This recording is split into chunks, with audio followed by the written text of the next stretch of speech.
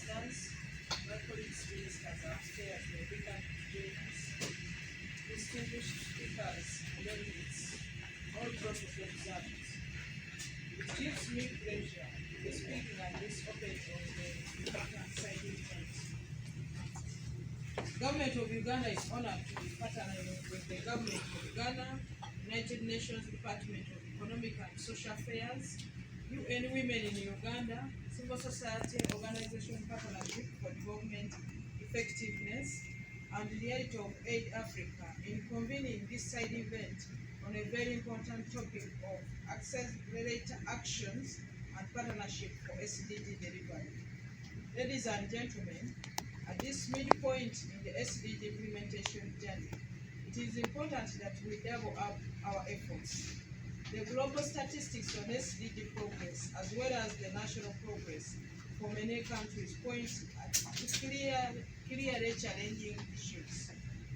While the world struggles to recover from COVID-19 pandemic, we still have to come to terms with other crises that include adverse economic issues and climate change effects, civil wars, and governance challenges. In some parts of the world, we have natural calamities like floods and earthquakes and associated economic challenges. While we all agree as world leaders that accelerated actions are necessary, we also recognize that these cannot be implemented in silos. As a world, we have to work together. We have to collaborate in designing actions that will impact country, regional, and global efforts towards achieving the SDGs. Partnerships are therefore the new normal. As a world, we shall be more effective if all societal sectors, that is business, government, and civil society, are pulling in the same direction. We need to draw from the unique competitiveness of all developed actors and ensure that resources come together to create form of value that would otherwise be impossible to create by only one actor. In Uganda, we have several experiences to share, as you will hear in the presentations today and the leadership dialogues during the SDG Summit. We have already embarked on several accelerator actions using partnership approach, including a parish government model, which is our strategy for organizing and delivering public and private sector interventions for wealth creation, employment generation at the parish level, which is the lowest economic planning unit in our country. This way we shall ensure that the 39% of Ugandans in the subsistence economy join the money economy. Further, we are already partnering with Uganda scientists and inviting concepts supported from scientists in all sectors, especially public, private, and civil society institutions, and supporting them through the National Research and Innovation Fund, the Presidential Initiative on Epidemics, and many more others. We have registered success in various research and innovation projects. Examples include local event non-irritating sanitary pads that meet the needs of the rural woman and the girl, biochemicals and microbes that kill mosquito larvae and prevent malaria in the country, low-cost solar-powered water pumps to aid farmers in irrigation and also water for home use, among others. Let me underscore that in our understanding of partnership, we should not only restrict them to Goal 17. Global, national, subnational partnerships are all essential for enhancing accelerator actions and facilitating the delivery of all sustainable development goals. In Uganda, the Prime Minister chairs the National Partnership Forum, which is anchored on our National Partnership Policy and National Partnership Dialogue Framework. The National Partnership Forum allows us to forge effective partnership in a constantly evolving development landscape. We are now working on a process of repositioning the partnership dialogue framework as a space that supports and fosters political and policy awareness and behavioral change among all stakeholders.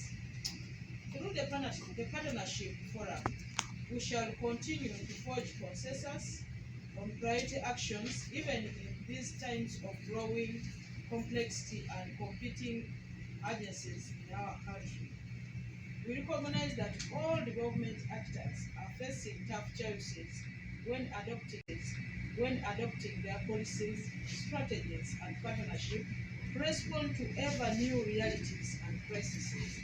Some of the tensions and dilemmas we encounter include adapting to and minimizing fragmentation, prioritizing the needs of the most vulnerable, including the promotion of a right-based approach to development, achieving gender equality, and tackling global challenges such as climate change. Within government, balancing a budget support to the public sector while promoting whole to society approaches through projects and finding the right balance between short-term results and long-term capacity building and sustainability are all issues we contend with.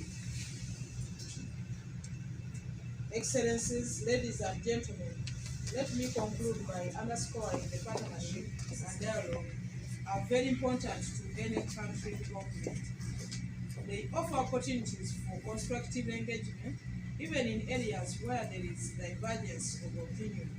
Uganda will therefore continue to engage all its partners as a way of demonstrating the partnership principles espoused in the Basin Partnership Agreement and the National Partnership Policy. The vision of the National Partnership Forum is to maximize the effectiveness of all forms of cooperation for development for the shared benefit of people, planet, prosperity, and peace by putting into practice four partnership principles of 1. Country ownership over the development process. 2. Focus on results. 3. Inclusion development partnership. And 4. Transparency and mutual accountability. We do this also by forming partnership with the different stakeholders in the country, the Interreligious Council, but also the civil society organizations and cultural institutions. Partnership is not only about resources in terms of funds, but also in terms of human resource. That's why we take it on to work with all those institutions.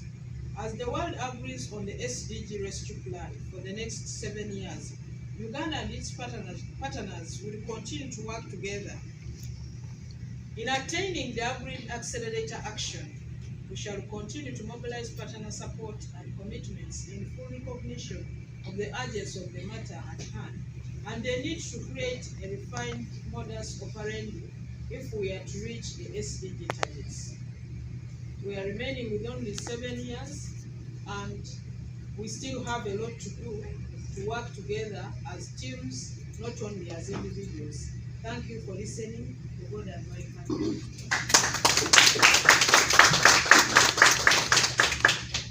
Deserves another round of applause.